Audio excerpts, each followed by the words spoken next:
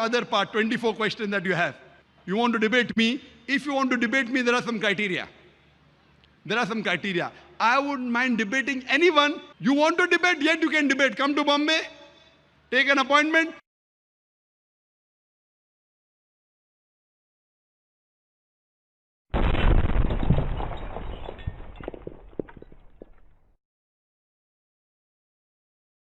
Yes, do we have a non-Muslim brother there?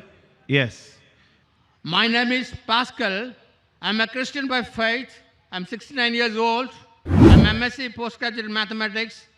I'm a retired college lecturer from a government engineering college. Now, you quoted from the Acts of the Apostles what Peter addressed to the people. Now, the same Peter says in John 6 chapter 67, 68, 69, then Jesus said to the 12, do you also want to go away?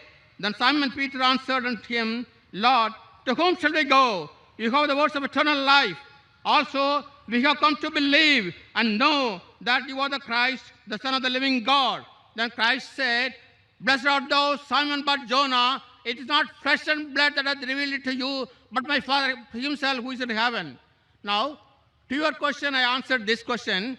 I got here 25 points to your question. Who can say that Christ claimed himself to be the Son of God? I have here 25 instances, but I don't want no time. I need a public debate with you if you are ready to agree. Not just one day, a 7-day public debate with you. I can contradict every statement of yours, what you said about Christianity, and maintain my stand. Pastor, my dear pastor. No, Pascal. My dear pastor has asked a good question. No, Pascal. He's quoted the Gospel of John.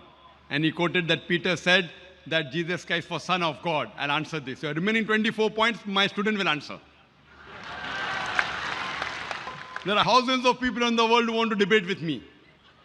What I say, there's a criteria for me to debate. I'll come to that afterwards. First, I will answer your question. First, I'll answer your question. You quote from Gospel of John that Peter said Jesus Christ was Son of God. Brother, my statement was, if you remember, I will repeat it, there is not a single unequivocal statement, not a single unambiguous statement in the complete Bible where Jesus Christ, peace be upon him, himself says that I am God, or where he says, worship me. I want to add, and including you. If any Christian can point out a single statement from any version of the Bible, any unambiguous statement, any unequivocal statement where Jesus Christ, peace be upon him, himself says that I am God, or worship me. 3 words. I am God, or worship me. 2 words. I am ready to accept Christianity today. There is a I am place. ready to put my head on the guillotine. I am not speaking on behalf of my other Muslim brothers. They may not be well versed in the Bible. Now what you quoted to me is not fulfilling my criteria. Yet I will answer. What you quoted is Peter saying that Jesus Christ is Son of God. Brother, do you know in the Bible there are sons by the tons? God has got sons by the tons. Adam was son of God. Ephraim was son of God. Israel was son of God. All those who are led by the Spirit of God are sons of God. So Son of God is a word used in the Bible, means a person who follows the teachings of God Almighty. If you follow the teachings of God Almighty, according to the Bible, you are also son of God. If I follow the teachings of God, I am son of God. If you read in the Romans, chapter number 8, all those that are led by the Spirit of God are called sons of God. So what is new about it? I will help you. I will help you. Your 24 points, inshallah. Your 24 points, my student will reply. I will help you. You know, Christian missionaries say, no. Jesus Christ, peace be upon him, is not normal son. He is the begotten son. And they quote Gospel of John, chapter number 3, verse number 16. For God so loved the world that he gave his only begotten son. Whosoever believeth in him shall not die, but have everlasting life. This verse I am quoting from King James Version. It's in red letter. For God so loved the world. He has given his begotten son. Whosoever believeth in him shall have everlasting life. Now this word begotten, son, which is there in the Gospel of John chapter 3 verse 16 in the King James Version. Brother, are you listening to me? Yes. Yes. If you can't do 2 things at the same time, then you say, I did not listen. Yes, I listen. So how can you read and listen at the same time? Are you a superhuman being? I just refer to answer to your question. Brother, you listen to me. You can have a debate with my student. You come to Bombay? Yes, I want to debate with you. With me, you're not about debating, brother. I'll Yes. come to it later on. So the begotten son is, begotten means sired by God. Begotten means it's a lower function of animal sex. It's an insult to Almighty God. So that's the reason in the Revised Standard Version, revised by 32 scholars of the highest eminence, backed by 50 different corporate and Christian denominations, they said that this word begotten in Gospel of John chapter 3 verse number 16 was the interpolation, was a concoction, was a fabrication, and they threw it out of the Bible. Who? Not Muslims, not Hindus, 32 scholars of the highest eminence, backed by 50 different corporate denominations in the Revised Standard Version of the Bible, RSV.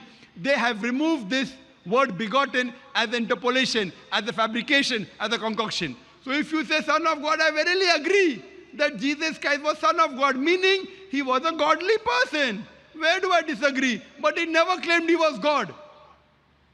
As far as your other part, 24 questions that you have, you want to debate me. If you want to debate me, there are some criteria. There are some criteria. I wouldn't mind debating anyone who on his own can at least gather 10,000 people. If you can give a public lecture. For a public lecture, if you can gather 10,000 Christians, I will debate you. Anyone in the world, or you give your material to your doctors of divinity. You know Billy Graham? Billy Graham can gather more than 100,000 people. Billy Graham, Morris Cerullo, give these people, who are you? I don't even know you. Why should I waste my time? You want to debate, yet you can debate. Come to Bombay, take an appointment, my student will debate with you and answer all your 24 points. We have many students in the queue, waiting. There are many such people who challenge me. We say, for debate with my student. If anyone wants to debate me, when by God's grace, alhamdulillah, I can gather 100,000 people, 200,000 people, 300,000 people individually for my talk, at least the person debating me should have a stature of getting at least 10,000 people. If you cannot gather 10,000 people, it's a waste of my time. Why should I make you famous? Yet, you can have a debate with my student. Many people are there. You know the students of our school also, inshallah. You are 69 years old, no problem. My young students will debate you. Right? Tell me when you are coming. You can come there, hire the hall, you pay for the thing, fine. If you are someone great, we'll pay for you. If you can't gather 10,000 people, you come there, arrange for a hall, call my student for a debate, we'll have a debate. If you want to tell the date, you can announce now only. Which date are you coming to Bombay, brother? Pastor, which date are you coming to Bombay? Tell me. I have to gather the audience, then I'll tell you. No audience. You coming alone, no problem. When 10,000 people, then you debate with me. First, at least debate with my student. Your gathering audience will take you a lifetime. I don't know how long will you live. So what I want you to do, I want to answer your questions, not my the questions my student will questions, answer. My students are well versed, Pastor. No. They When cannot. when can you come to Bombay? Most welcome. Give a time. I will arrange my student to debate you. If you cannot debate my student, and you cannot gather 10,000 people, so why should I waste my time? What you can do is ask a question. You asked a question, I gave the reply. Now you can go behind the queue for your next question. Behind the queue. Yes, brother.